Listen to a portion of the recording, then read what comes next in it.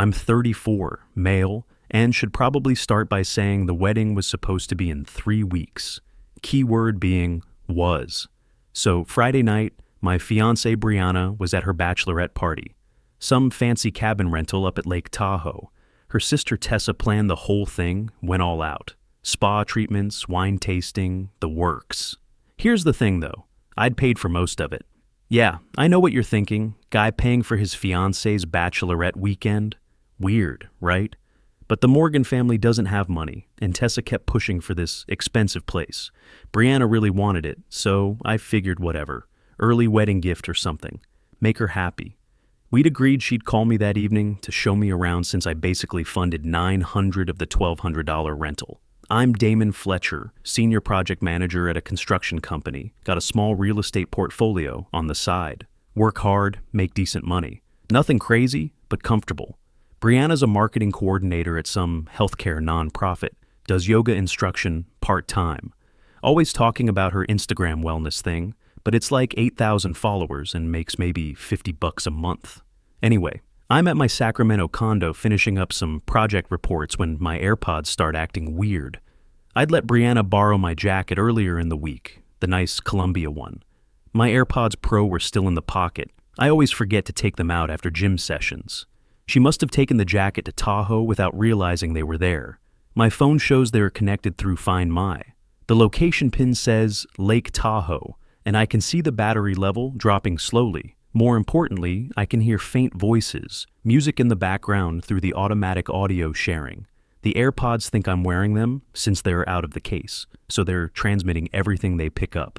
I'm about to disconnect when I hear her voice crystal clear. She must be standing right next to the jacket.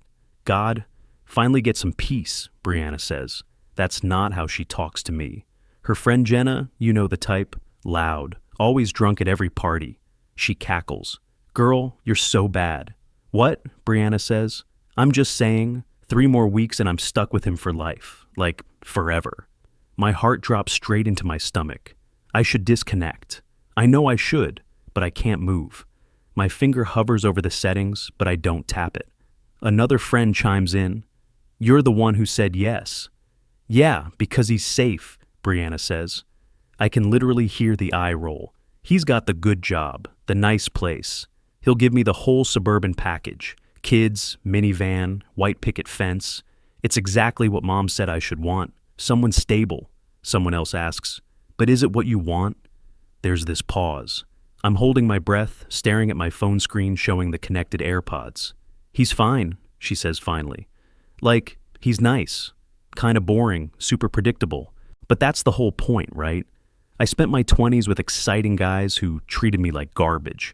Now I get the nice guy who will worship me and give me a comfortable life. Fair trade. Jenna loses it. You are terrible. Does he know you think he's boring? Hell no. I tell him he's amazing all the time, which, I mean, he kind of is. He does everything for me. Paid for this whole weekend without even blinking. Paid for most of the wedding. I wanted the expensive venue, and he wanted the cheaper one. So I cried until he agreed. Works like a charm every time. They're all laughing. My face is burning. I feel sick. The construction project timeline spreadsheet is still open on my laptop, but the numbers blur together. Tessa's voice comes through. I can't believe you guilt-tripped him into paying for your own bachelorette party. I didn't guilt-trip him, Brianna says defensively. I just mentioned how expensive it was getting for you to plan, and how much it would mean to me, he offered. Besides, he makes way more than me anyway, so it's only fair. Plus, I'll probably quit my job after the wedding. Why work if I don't have to? Wait, what? Jenna sounds shocked. You're quitting? Does he know? Not yet. I'll bring it up after the honeymoon. Maybe get pregnant fast so it makes sense. You know, he can't exactly say no once there's a baby involved. I'm shaking. This woman I've been with for 2.5 years. This woman I was going to marry in 3 weeks. I built my real estate portfolio thinking about our future. Bought the bigger condo, anticipating kids someday. Every decision I made for the past 2 years had her in mind. Tessa actually laughs. You're playing chess while everyone else is playing checkers. Respect. Someone has to think ahead, Brianna says. Look, it's not like I don't love him. I do. Just, in a comfortable way. Like, you love a really good couch. The entire group erupts. Someone literally repeats like a couch, and they lose it even harder. I can hear wine glasses clinking, more laughter. My finger finds the microphone button on my AirPods case connected to my phone. The little icon shows I can join the audio. Actually, I say, my voice somehow steady through the AirPods mic, you're not stuck with me for life. Dead silence. Then, absolute chaos. Someone screams. I hear glasses breaking, chairs scraping. Damon, babe! Brianna's voice is full-on panicking. How long have you been? Long enough, heard all of it. The boring part, the couch comparison, your little plan to quit your job and baby trap me. Everything. I can explain. We were just joking. It was girl talk. Here's some guy talk then. Wedding's off. More screaming. Tessa's yelling, something I can't make out. I'm already pulling up my laptop. They can all listen to this. I dial the wedding venue while keeping the AirPods connected. The coordinator answers and I launch into it. Hi, this is about the Fletcher Morgan wedding reservation for 3 weeks from Saturday. I need to cancel it. Wait, Brianna's absolutely losing it in the background. Don't. Please, we can talk. The coordinator sounds uncomfortable. Sir, there's a cancellation fee. I know. We paid $35,000 total. Deposit was $4,500. Whatever the policy says, just do it. This wedding isn't happening. I can hear Brianna completely melting down through the AirPods. Her friends trying to calm her down. Someone grabbed her phone because suddenly Tessa's voice gets louder. You can't just cancel everything. Be reasonable. I am being reasonable. Your sister just told her friends I'm a comfortable couch she's settling for. Why would I marry someone who thinks that?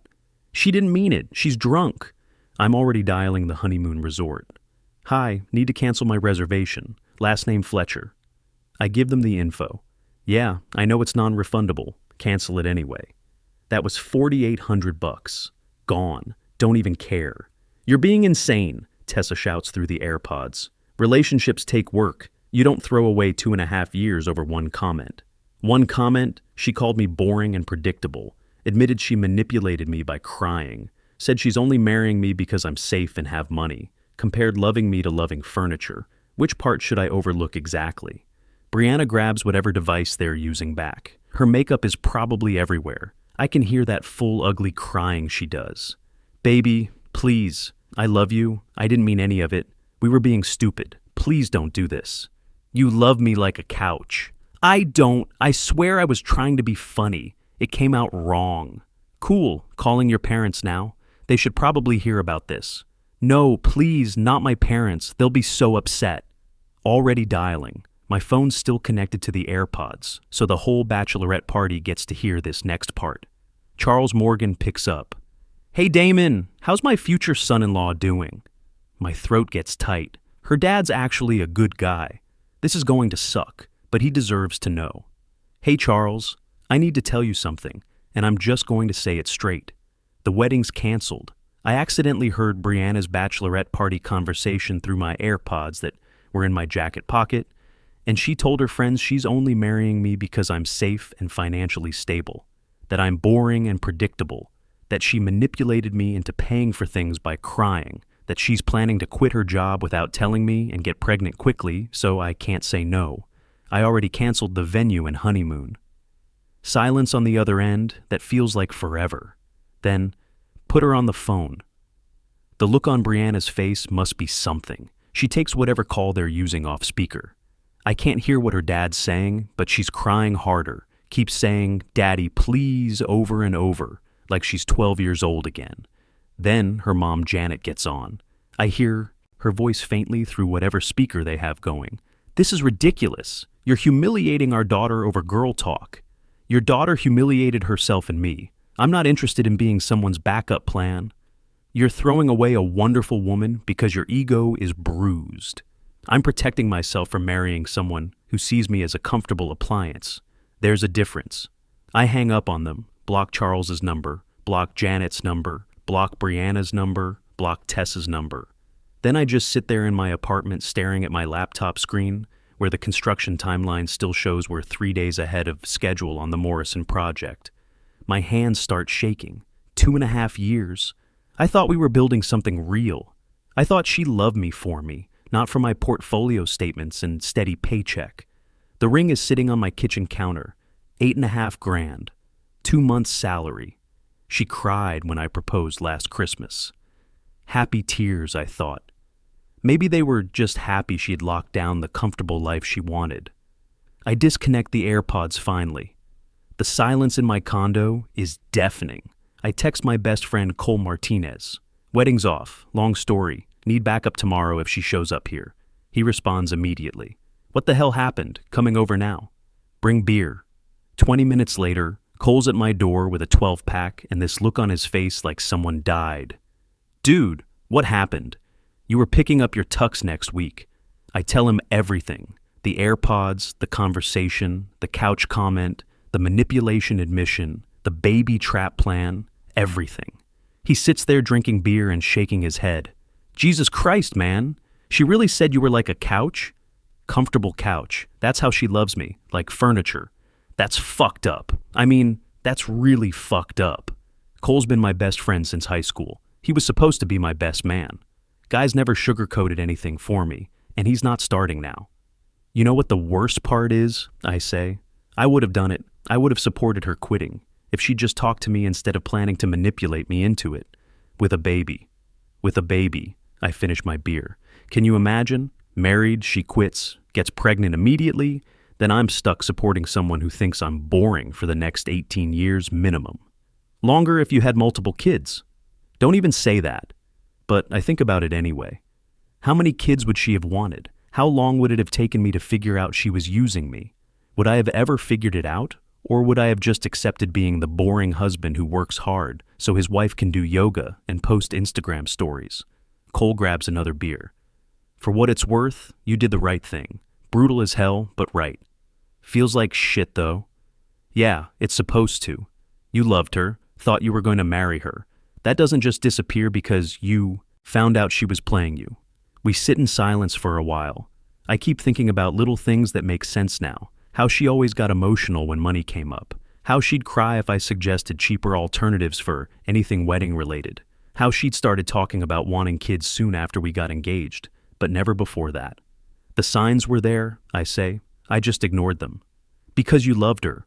That's what you do when you love someone. You give them the benefit of the doubt.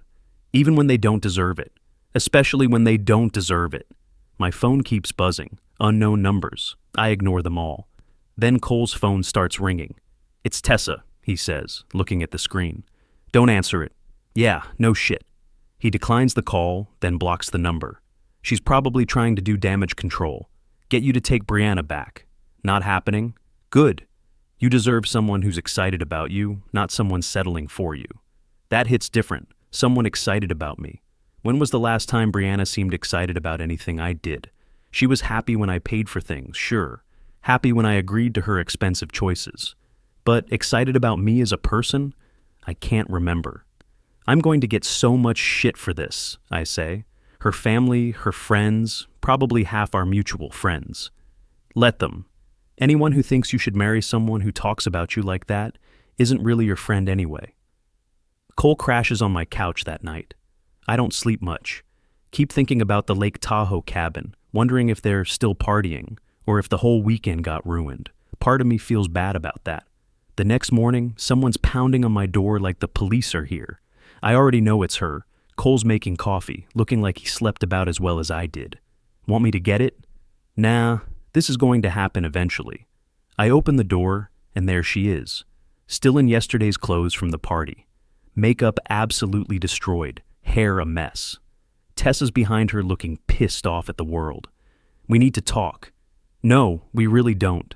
Please, 5 minutes. Against every instinct I have, I let them in. Cole positions himself in the kitchen, arms crossed. Good. I want backup for this. Brianna immediately starts the waterworks, the big ones. The kind that used to absolutely wreck me and make me agree to whatever she wanted. The kind that got me to pay for the expensive wedding venue instead of the reasonable one I suggested. Except, now I know she literally admitted to using tears as manipulation. So, it hits completely different. I messed up so bad, she sobs. I was drunk and trying to sound cool in front of my friends. I didn't mean any of it. Which part didn't you mean? The boring part? The couch part? The manipulation part? Or planning to quit your job and trap me with a baby. Tessa jumps in. She never said trap. You're twisting everything. I recorded it. Total bluff, but they don't know that. Brianna goes sheet white. You recorded us? Call was still connected through my AirPods. I saved everything before making those cancellation calls. The look on her face. She's not denying what she said. She's panicking that there's evidence. Delete it, Tessa demands. Right now. That's invasion of privacy. My AirPods, my call. You were on speaker at a party talking loud enough for everyone to hear. Pretty sure that's legal. Brianna looks like she's going to pass out. What do you want? Just tell me what you want. I want you to leave. We're done. But the wedding? We sent 200 invitations. My dress is being altered. The deposits. Should have thought about that before admitting you're using me for financial security while calling me boring. Tessa's face goes nuclear. You know what your problem is? You're too sensitive. She made one mistake, and you're punishing her forever. One mistake? I turn to look at her directly. Your sister spent 2.5 years pretending to love me the way I loved her, pretending to want the same things. That's not one mistake. That's years of lying. Everyone settles, Tessa yells. That's what marriage is. You think my husband is perfect? Grow up. Cole actually laughs from the kitchen. Did you just admit you settled too? That's depressing. Stay out of this. He lives here. You're in his space. Brianna tries a different strategy. Walks closer, reaches for my hand. I step back before she can touch me. Babe, I love you. I know I said stupid things, but I do love you. Can we try counseling? Work through this? Why would I go to counseling with someone who already planned out how to manipulate me after the wedding? I wasn't going to manipulate. You literally said you'd get pregnant quick so I couldn't say no to you quitting your job. Silence. She knows she said it.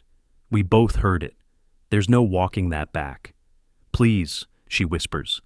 My parents are furious with me. Everyone knows now. My aunts, my cousins, mom's church friends. Do you know how humiliating this is? Yeah, actually. Like finding out your fiancé thinks you're boring and only wants you for money and calls you furniture. That kind of humiliating. She flinches like I physically hit her. The venue refunded me about $3,200 after the cancellation fee, I continue. Honeymoon was non-refundable, but whatever. I'm keeping the ring, obviously. I'll send you an itemized list of what I paid for wedding stuff. You can figure out your half. My half? You make 3 times what I make. And you were planning to make 0 once we got married. So, yeah, your half. Tessa explodes. This is financial abuse. Cole snorts into his coffee. Financial abuse is tricking someone into marriage so you can quit your job without telling them. This is called not being a doormat. Nobody asked you. I'm asking both of you to leave, I say. We're done here. Brianna starts full-on ugly crying, the kind where she can't catch her breath. I don't have anywhere to go. I told my roommate I was moving out after the wedding. I already gave notice. That's unfortunate. Maybe your sister can help. Tessa's eyes go wide. I have a 1-bedroom apartment. She can't stay with me. Also unfortunate. Not my problem anymore. You're really going to let me struggle? Brianna asks through tears. You were going to let me get manipulated and trapped. So yeah. They eventually leave, but not without a fight. Brianna tries begging 3 more times on the way to the door. Promises she'll change. Promises she'll get another job. Promises she really does love me. Tessa calls me a heartless bastard and says I'll regret this for the rest of my life. Cole locks the door behind them and turns the deadbolt. Dude, he says, that was brutal. Yeah. I sink onto the couch. I feel like complete garbage. Don't. She was literally going to baby trap you. He's right, but it still hurts. 2.5 years doesn't just disappear because someone shows their true colors. The texts start around lunchtime. Her friends, her cousins, even some aunt I've never met messaging me. All the same stuff. I'm overreacting. She made a mistake. Relationships need forgiveness. I'll regret this. Then Janet Morgan starts texting.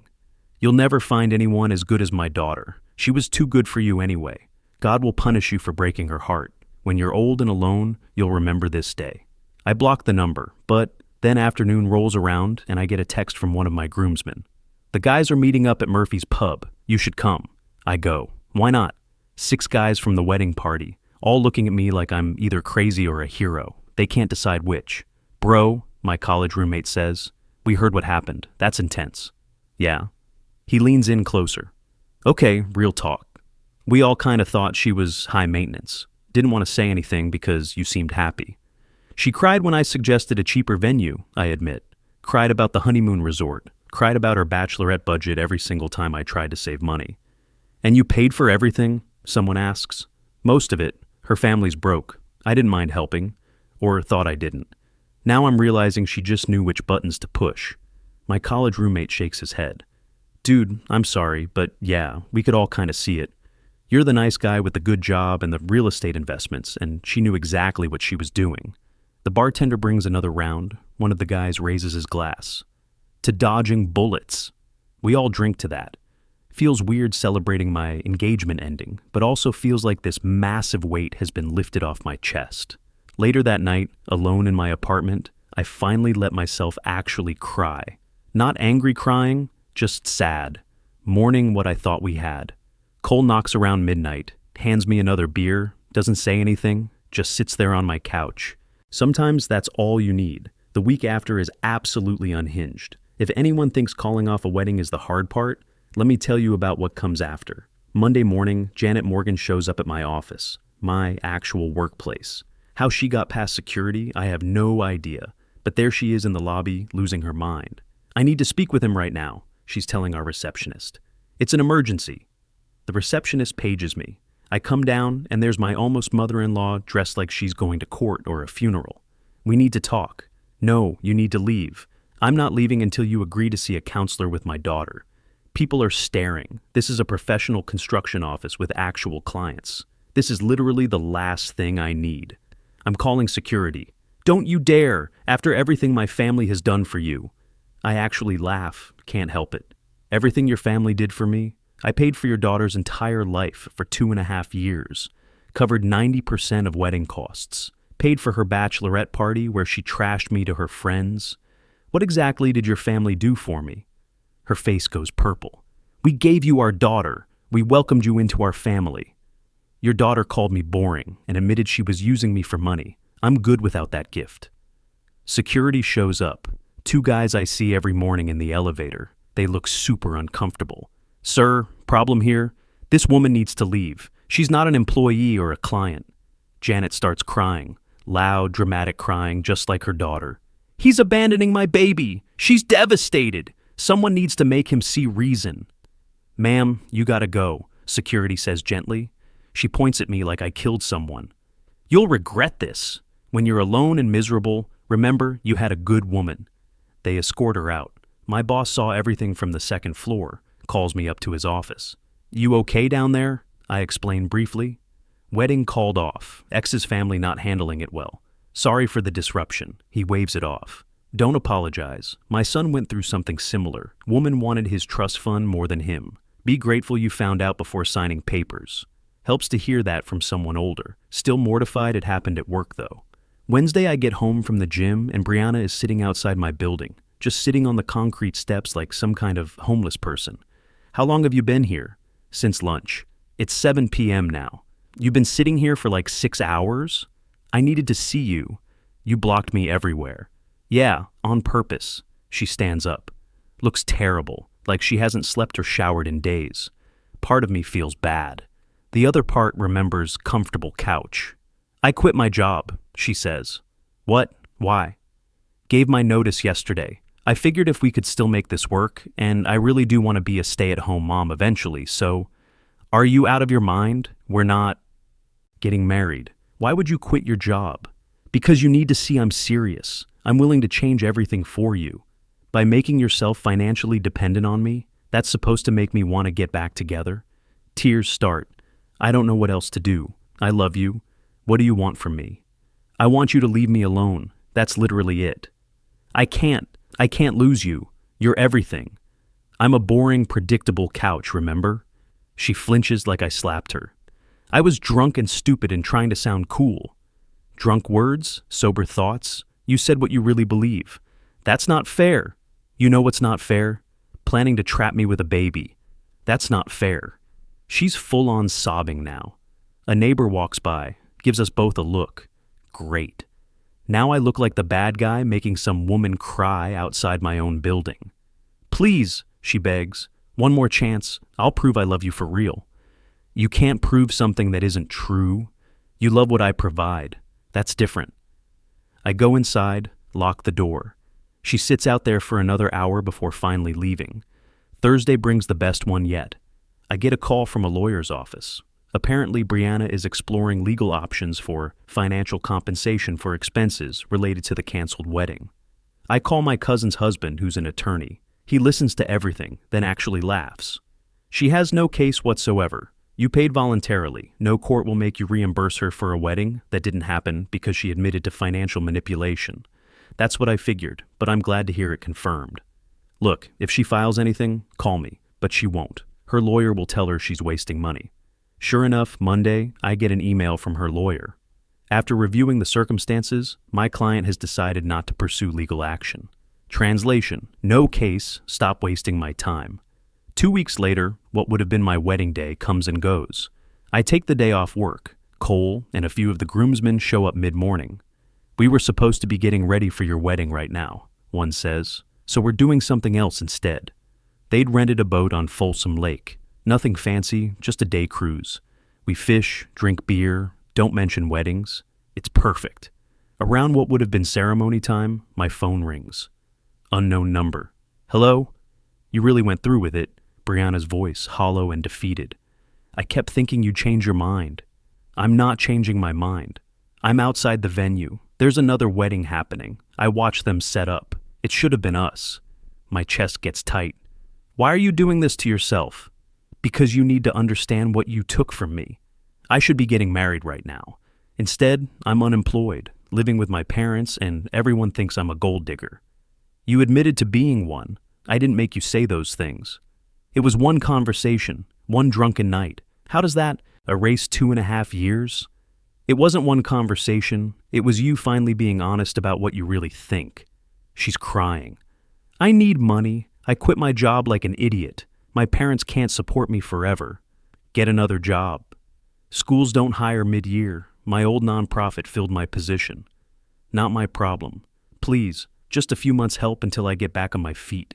You were going to support me anyway. I was going to support my wife. You're not my wife. You're really going to let me struggle? You were going to let me get manipulated and trapped. So, yeah. I hang up. Block the number. My hands shake, but I feel clear. Like the last thread connecting us just snapped.